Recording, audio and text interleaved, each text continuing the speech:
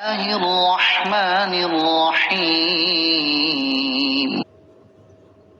يا أيها الناس اتقوا ربكم الذي خلقكم من نفس واحدة وخلق منها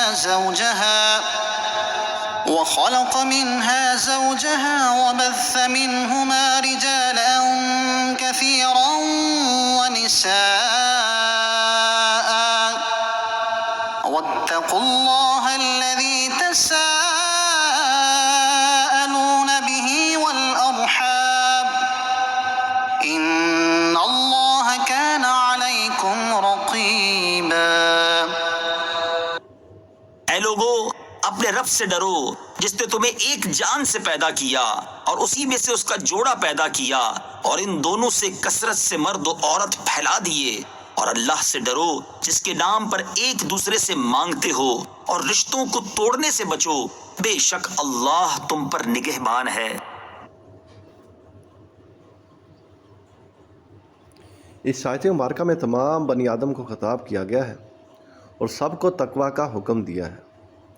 کافروں کے لیے تقوی یہ ہے کہ وہ ایمان لائیں اور اعمال صالحہ کریں، اور مسلمانوں کے لیے تقوی یہ ہے کہ ایمان پر ثابت قدم رہیں اور اعمال صالحہ بجا لائیں۔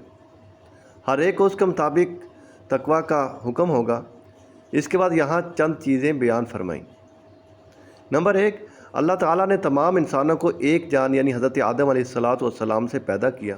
نمبر 2، حضرت آدم علیہ السلام کے وجود سے ان کا جوڑا یعنی حضرت حوا رضی اللہ تعالیٰ عنہا کو پیدا کیا۔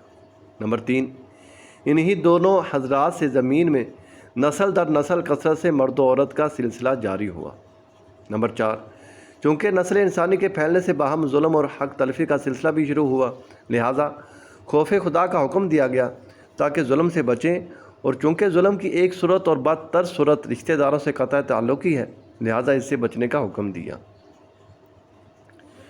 مسلمانوں کا عقیدہ ہے کہ انسانوں کی ابتدا حضرت آدم علیہ السلام سے ہوئی، اور اسی لیے آپ علیہ السلام کو ابو البشر یعنی انسانوں کا باپ کہا جاتا ہے، اور حضرت آدم علیہ السلام سے انسانیت کی ابتدا ہونا بڑی قوی دلیل سے ثابت ہے۔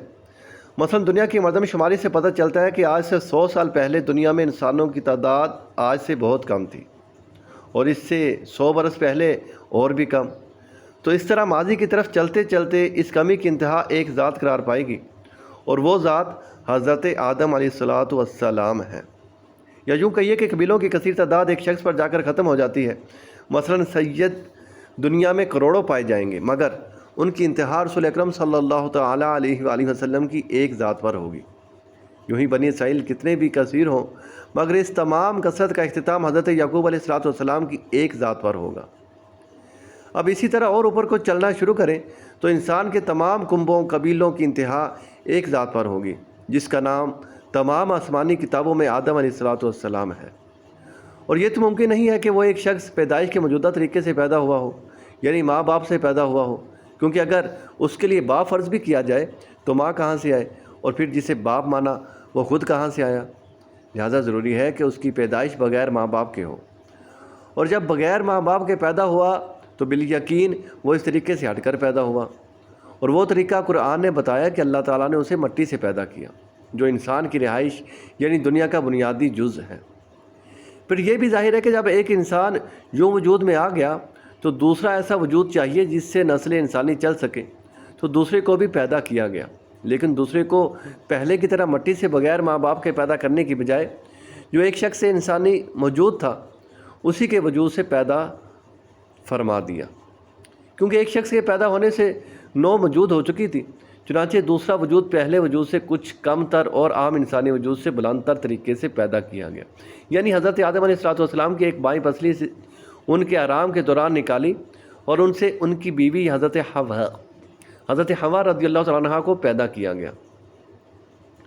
چونکہ حضرت حوا رضی اللہ تعالیٰ عنہ مرد و عورت والے باہمی ملاپ سے پیدا نہیں ہوئی، اس لیے وہ اولاد نہیں ہو سکتی۔ خواب سے بیدار ہو کر حضرت آدم علیہ السلام نے اپنے پاس حضرت حوا رضی اللہ تعالیٰ عنہ کو دیکھا تو ہم جنس کی محبت دل میں پیدا ہوئی۔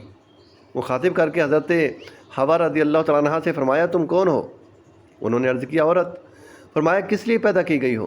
عرض کیا آپ علیہ الصلوۃ والسلام کی تسکین کی خاطر، چنانچہ حضرت آدم علیہ الصلوۃ والسلام ان سے مانوس ہو گئے۔ یہ وہ معقول اور سمجھ میں آنے والا طریقہ ہے جس سے نسل انسانی کی ابتدا کا پتہ چلتا ہے۔ باقی وہ جو کچھ لوگوں نے بندروں والا طریقہ نکالا ہے کہ انسان بندر سے بنا ہے، تو یہ پرلے درجے کی نامعقول بات ہے۔ یہاں ہم سنجیدگی کے ساتھ چند سوالات سامنے رکھتے ہیں، آپ ان پر غور کر لیں، حقیقت آپ کے سامنے آ جائے گی۔ سوال یہ ہے کہ اگر انسان بندر ہی سے بنا ہے تو کئی ہزار سالوں سے کوئی جدید بندر انسان کیوں نہ بن سکا، اور آج ساری دنیا پوری کوشش کر کے کسی بندر کو انسان کیوں نہ بنا سکی؟ نیز بندروں سے انسان بننے کا سلسلہ کب شروع ہوا تھا؟ کس نے یہ بنتے دیکھا تھا؟ کون اس کا راوی ہے؟ کس پرانی کتاب سے یہ بات مطالعے میں آئی ہے؟ نیز یہ سلسلہ شروع کب ہوا اور کب سے بندروں پر پابندی لگی کہ جناب آئندہ آپ میں کوئی انسان بننے کی جرت نہ کرے؟ نیز بندر سے انسان بنا تو دم کا کیا بنا تھا؟ کیا انسان بنتے ہی دم جھڑ گئی تھی، یا کچھ عرصے بعد کاٹی گئی، یا گھسٹ کر ختم ہو گئی؟ اور بہرحال جو کچھ بھی ہوا، کیا اس بات کا ثبوت ہے کہ دم والے انسان پائے جاتے تھے؟ الغرض بندروں والی بات بندر ہی کر سکتا ہے۔ حیرت ہے کہ دنیا بھر میں جس بات کا شور مچایا ہوا ہے اس کی کوئی کل سیدھی نہیں، اس کی کوئی کڑی سلامت نہیں، اس کی کوئی تاریخ نہیں، بس خیالی مفروضے قائم کر کے اچھے بھلے انسان کو بندر سے جا ملایا۔ واتقوا اللہ الذی تساءلون بہ والارحام، اور اللہ سے ڈرو جس کے نام پر مانگتے ہو اور رشتوں کا لحاظ رکھو۔ ارشاد فرمایا کہ اس اللہ سے ڈرو جس کے نام سے ایک دوسرے سے مانگتے ہو، یعنی کہتے ہو کہ اللہ کے واسطے مجھے یہ دو وہ دو۔ نیز رشتہ داری توڑنے کے معاملے میں اللہ تعالیٰ سے ڈرو۔